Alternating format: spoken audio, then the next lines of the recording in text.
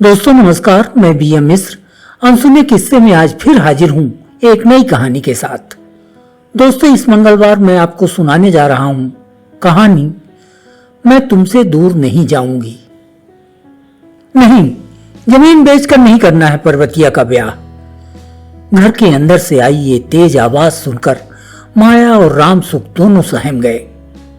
पर्वतिया बाहर निकली और कमर पर अपने दोनों हाथ रखकर राम सुख के सामने ऐसे खड़ी हुई मानो वो उन्हें यहां से भाग जाने के लिए कह रही हो।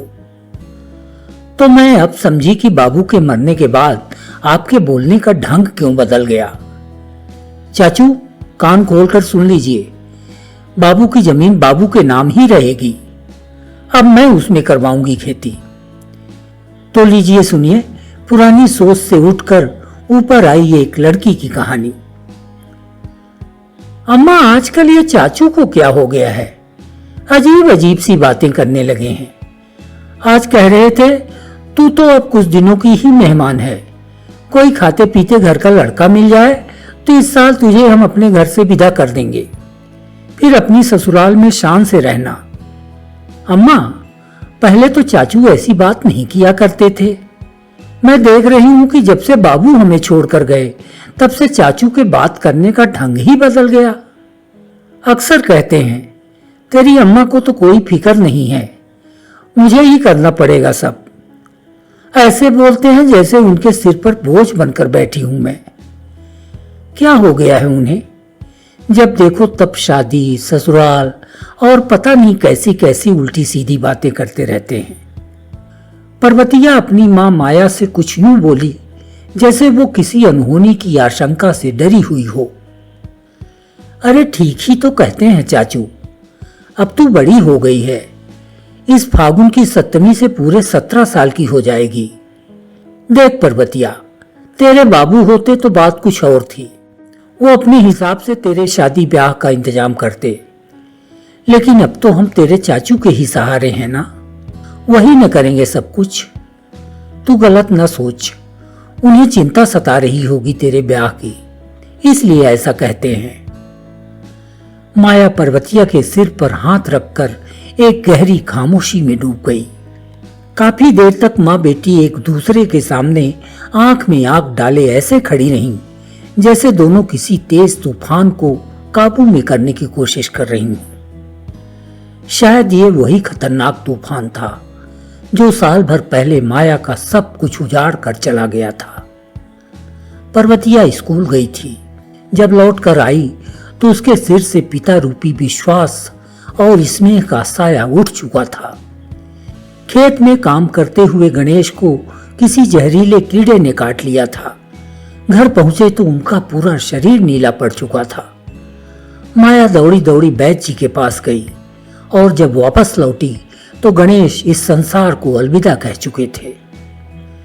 पर्वतिया के पिता गणेश एक सामान्य किसान थे। खेती बाड़ी से उनकी गृहस्थी ठीक ठाक चल रही थी। पर्वतिया उनकी इकलौती संतान थी, होनहार थी और उसका सपना था कि वो पढ़ लिख कर कोई बड़ी अफसर बने। गणेश भी पर्वतिया की पढ़ाई पर पूरा ध्यान देते थे। पढ़ाई के लिए पर्वतिया ने जब कभी कोई जरूरत बताई, गणेश ने उसे तुरंत पूरा किया। हालांकि पर्वतिया पढ़ाई के साथ साथ खेती बाड़ी में भी हाथ बटाती थी, लेकिन गणेश को ये अच्छा नहीं लगता था। पर्वतिया गणेश के साथ खेतों में भी जाया करती थी। 4 साल पहले की बात है। उस समय पर्वतिया 12 साल की थी। एक बार हल जोतने वाले विशाले काका बीमार पड़ गए तो पर्वतिया खुद हल की मुठिया पकड़कर खेत में उतर गई। गणेश ने जब देखा तो वो दौड़ते हुए आए और हल की मुठिया बड़ी मुश्किल से पर्वतिया के हाथों से छुड़ाया। उस दिन गणेश भावुक होकर बोले थे, तुम सिर्फ मेरी बिटिया नहीं हो, तुम तो मेरे जीवन भर की खुशी हो।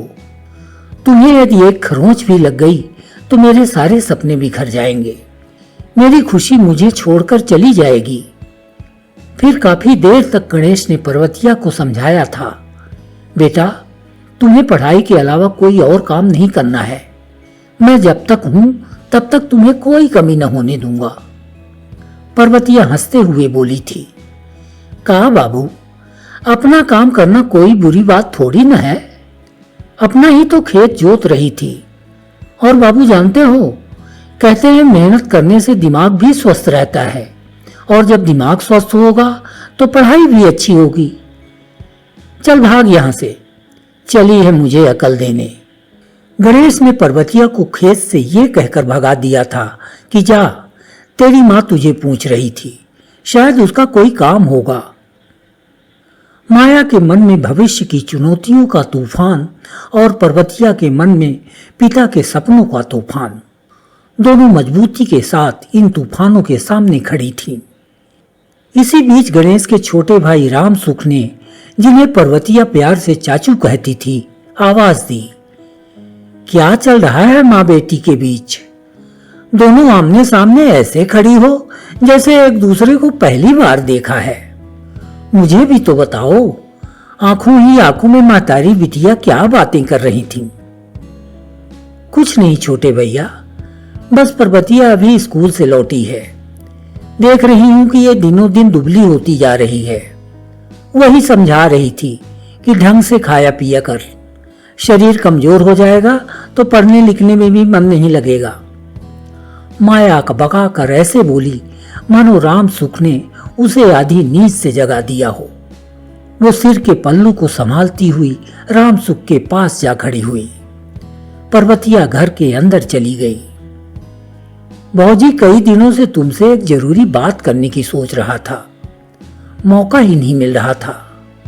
राम सुख ने एक लंबी सांस ली और माया की ओर देखते हुए वहीं पड़ी खटिया पर बैठ गए। तुम कहो तो बोलूं भौजी? हाँ कहिए छोटे भैया, कौन सी ऐसी जरूरी बात है जिसे कहने के लिए आपको मुझसे इजाजत लेनी पड़ रही है? भला अपने घर में भी कुछ कहने सुनने के लिए पूछना पड़ता है। क्या बताऊं भौजी, बात ही कुछ ऐसी है। लग रहा था जो तुम्हें अच्छी ना लगी तो कहीं नाराज न हो जाओ तुम। नहीं छोटे भैया, मैं काहे को नाराज होऊंगी, आप खुलकर बोलिए। माया हल्की मुस्कुराहट के साथ राम सुख के और करीब आकर खड़ी हो गई। भौजी, पर्वतिया ब्याह के लायक हो गई है। भैया नहीं है तो अब यह जिम्मेदारी मुझे ही उठानी पड़ेगी ना। मैंने सोचा है कि इस साल कोई अच्छा लड़का मिल जाए तो उसे विदा कर दूं। खुशी खुशी अपने घर चली जाए तो तुम्हारा भी बोझ उतर जाएगा। राम सुख ने एक एक शब्द तौल तौल कर बोला। हाँ छोटे भैया, अब ये धर्म तो आपे का है। अब पर्वतिया के बाप तो आपे है ना। आप जो कह रहे हैं मैं भी कई दिनों से कहना चाह रही थी। अच्छा हुआ आज आपे ने कह दिया। आप देख लीजिए पर्वतिया के लिए कोई अच्छा रिश्ता। मेरी तरफ से अभी से हाँ मान लीजिए। माया ने पर्वतिया के ब्याह का पूरा भार राम सुख को सौंप दिया। लेकिन भौजी, ब्याह के लिए पैसा रुपया कहां से आएगा? भैया कुछ रख के गए हैं क्या? राम सुख ने भौहों को ऊपर चढ़ाते हुए पूछा। कहां छोटे भैया, उन्होंने जो कमाया हम सब खा गए। उनकी ज्यादातर कमाई तो पर्वतिया की पढ़ाई में लग गई। भला हो विशाले कक्का का, जो उनके जाने के बाद भी खेत जोत बो रहे हैं। कम से कम गुजारे के लिए तो मिल रहा है। अगर वो भी हल छोड़ दिए होते तो 2 जून की रोटी भी कहां मिल पाती। माया के स्वर लाचारी में जकड़े हुए थे। तो भौजी, अब तो एक ही रास्ता बचा है। अब फैसला तुम्हीं को लेना है। राम सुख ने बोलने के बाद अपने होठों को यूं दबाया जैसे वो चाह रहे हों कि उनके मुंह से अब और शब्द बाहर न निकलने पाए। बताइए न छोटे भैया, मैं सब करूंगी पर्वतिया के ब्याह के लिए। माया की हामी सुनते ही राम सुख के चिपके हुए होंठ तुरंत खुल गए। भौजी, एक काम करो, भैया के हिस्से में 10 बीघा जमीन है, उसे मेरे नाम करा दो। उसमें से कुछ बेचकर पर्वतिया का ब्याह कर देंगे। बाकी की जुताई बुबाई मैं करा दिया करूंगा, ताकि तुम्हें भी दाना पानी मिलता रहे। वैसे भी पर्वतिया के जाने के बाद तुम अकेली करोगी भी क्या? पर्वतिया तो जमीन लेगी नहीं। खेती बाड़ी करना तुम्हारे बस की बात नहीं है। 2 जून की रोटी के अलावा अब तुम्हें चाहिए भी क्या? जब तक तुम रहोगी उसका इंतजाम मैं करता रहूंगा। वैसे भी बिना बोई जोती जमीन अशुभ होती है। राम सुख का प्रस्ताव सुनकर थोड़ी देर के लिए माया के माथे पर लकीरें उभरी, फिर गायब हो गईं। ठीक है छोटे भैया, जैसा आप उचित समझो। पर्वतिया का ब्याह तो करना ही है। नहीं, जमीन बेचकर नहीं करना है पर्वतिया का ब्याह। घर के अंदर से आई ये तेज आवाज सुनकर माया और राम सुख दोनों सहम गए। पर्वतिया बाहर निकली और कमर पर अपने दोनों हाथ रखकर राम सुख के सामने ऐसे खड़ी हुई मानो वो उन्हें वहां से भाग जाने के लिए कह रही हो। तो मैं अब समझी कि बाबू के मरने के बाद आपके बोलने का ढंग क्यों बदल गया। चाचू, कान खोलकर सुन लीजिए, बाबू की जमीन बाबू के नाम ही रहेगी। अब उसमें मैं करवाऊंगी खेती। मुझे भी भगवान ने आप जैसे ही हाथ पांव दिए हैं। आपको हमारे ऊपर तरस खाने की कोई जरूरत नहीं है। जहां तक रही बात मेरे ब्याह की, तो वो मैं पढ़ाई पूरी होने के बाद ही करूंगी। और आपको विश्वास दिलाती हूँ कि आपकी बिना मदद के मेरा ब्याह हो जाएगा। राम सुख के सामने तमतमाई खड़ी पर्वतिया की आंखें देखकर ऐसा लग रहा था जैसे उनसे खून टपकने वाला हो। राम सुख चुपचाप खटिया से उठे और अपने घर की ओर चल पड़े। जाते जाते धीमी आवाज में कहते गए, भौजी, अब तुम जानो और तुम्हारा काम जाने। जब तुम्हारी बिटिया ही इतनी होशियार हो गई है तो मेरे बोलने का कोई फायदा नहीं है। जो मर्जी हो वो करना। राम सुख का चेहरा देखकर लग रहा था जैसे उन्हें गहरी चोट लगी हो। इधर पर्वतिया ने माया का हाथ पकड़कर अपने सामने बैठाया। वो सहज हो चुकी थी। अम्मा, अभी मेरी कोई उम्र नहीं बीती जा रही है। तुम चिंता न करो, समय पर ब्याह हो जाएगा मेरा। लेकिन अम्मा, चाचू की ये जमीन अपने नाम कराने वाली बात मुझे समझ में नहीं आई। जब मेरी ही जमीन बेचकर ब्याह करना है तो इतनी हमदर्दी दिखाने की क्या जरूरत है। हम खुद भी तो बेच सकते हैं अपनी जमीन। बड़ी ऊंची गणित लगा रहे हैं चाचू। मेरे नाम जमीन करा दो तो मैं कर दूंगा पर्वतिया का ब्याह। ऐसे बोल रहे हैं जैसे हम पर कोई एहसान कर रहे हों। कोई जमीन वमीन नहीं बेचेंगे हम। पर्वतिया माया को गले लगाकर हंसने लगी। माया कुछ नहीं बोली। पर्वतिया ने इस साल इंटरमीडिएट की परीक्षा दी थी। अच्छे नंबरों से पास हुई। चाचा राम सुख की बातों से वो आहत तो हुई थी, लेकिन उसका इरादा मजबूत हुआ था। जिस दिन उसे स्कूल से मार्कशीट मिली, उसी दिन से उसने नौकरी की तलाश शुरू कर दी। घर के काम के साथ साथ पर्वतिया ने पूरी ताकत झोंक दी नौकरी के लिए। कहते हैं इरादा पक्का हो तो कोई भी राह मुश्किल नहीं होती। पर्वतिया ने जिस स्कूल से पढ़ाई पूरी की, उसी स्कूल में उसे क्लर्क पद पर अस्थायी नौकरी मिल गई। नौकरी के साथ साथ पर्वतिया ने अपनी आगे की पढ़ाई भी जारी रखी और 3 साल बाद उसे स्थायी नियुक्ति मिल गई।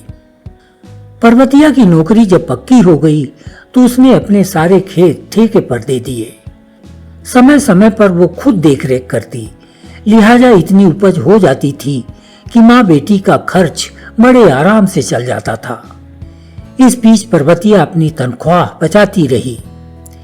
एक दिन उसने बचत के सारे पैसे बैंक से निकाले और माया को सौंपते हुए बोली, अम्मा, मैंने तो अपनी जिद पूरी कर ली। अब तुम भी अपने दिल के अरमान पूरे कर सकती हो। अब मैं विवाह के लिए राजी हूँ।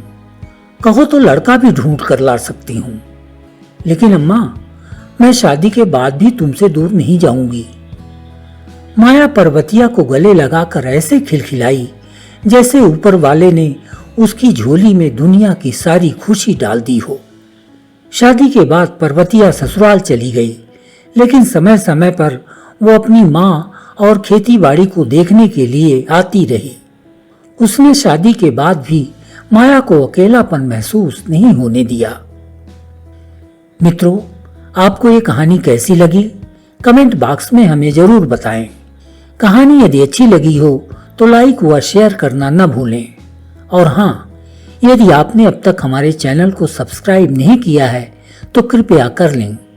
अगले मंगलवार हम फिर मिलेंगे एक नई कहानी के साथ। धन्यवाद।